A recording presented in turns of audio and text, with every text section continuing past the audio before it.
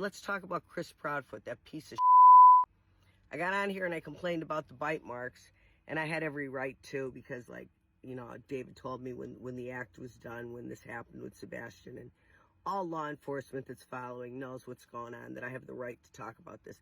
First of all, that whole show with Betty, that Chris Proudfoot in the courtroom looking like with that mullet looking like a jokester, with his fat wife. I don't know if she's pregnant by him or what, because she's looking all blown up in the courtroom.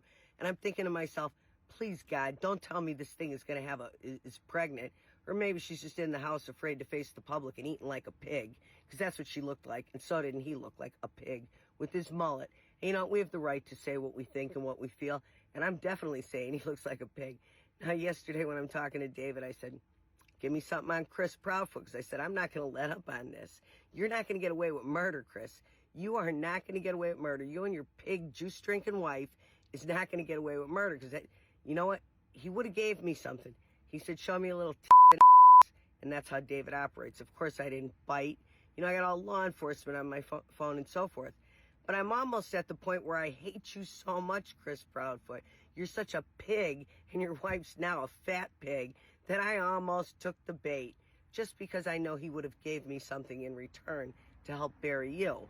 But anyway, it's not game over with you. And again, David, you need to make a better move. Give me something a little bit more, and then just maybe you might get that ass photo in the end when you need it, when you're in prison. Come on, you got to help me bury this piece of I know you think that he's a piece of by now. I mean, you talked about Victoria, who you used as part of the scam, who, by the way, is also getting arrested federally. So if this gets back to you, Victoria, plan on a sweet demise in either Danbury or wherever. You're getting arrested federally anyway for your part in this. I don't know much more than that, but I do know that because your part was big with Ron Legg and with David. Anyway, David trashed Victoria like she should be. The blowjob that killed everybody, all law enforcement that knows about it, like the worst thing in the world. Like made the world cry. That's what you did, Victoria, to a dementia man on the instructions of David and Ron Legg. Anyway, that's all coming out in the open. We're not talking about that. Everybody's going to get arrested. My point being is, David, if you could trash her and put her on Front Street like that, I know you're thinking about that Katie pig the same way. The same way. I'm waiting for you to do something embarrassing. Like, who's that Chris Proudfoot think he is? He looked like an asshole with that mullet. They both looked. And to be in a courtroom going against Betty, who's looking for a missing kid so passionately, that is so asinine, and that is so stupid. What I'm witnessing, in that Tennessee is allowing that, like that they are actually ready to persecute Betty. It's almost disgusting. The judge shouldn't have took the case, just like he should not have. If he just lost a son or whatever, he shouldn't have took that case. His mind ain't even there, and he didn't even know the whole story of what's going on. And detectives should have filled him in.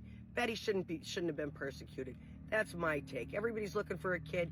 You got these two Hamadans that murdered he murdered his stepson with the real mother of the kid. You got those two Hamadans sitting there all proud and egotistical, and it's just it was a disgrace. That was another disgrace by Tennessee. As if you didn't disgrace yourselves enough with the bite marks, not hauling them off to a hospital.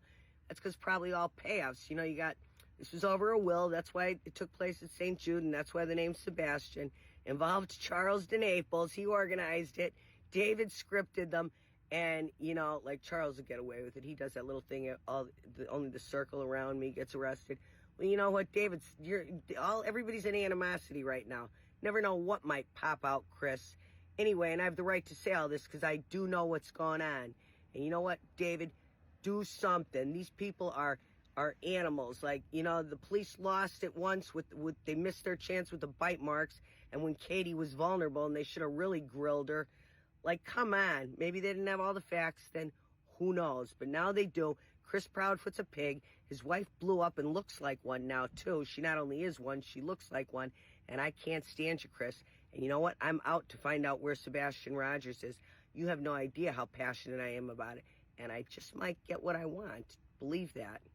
With all that being said, Wolfie, you know what I mean? And the same to you, Proudfoots.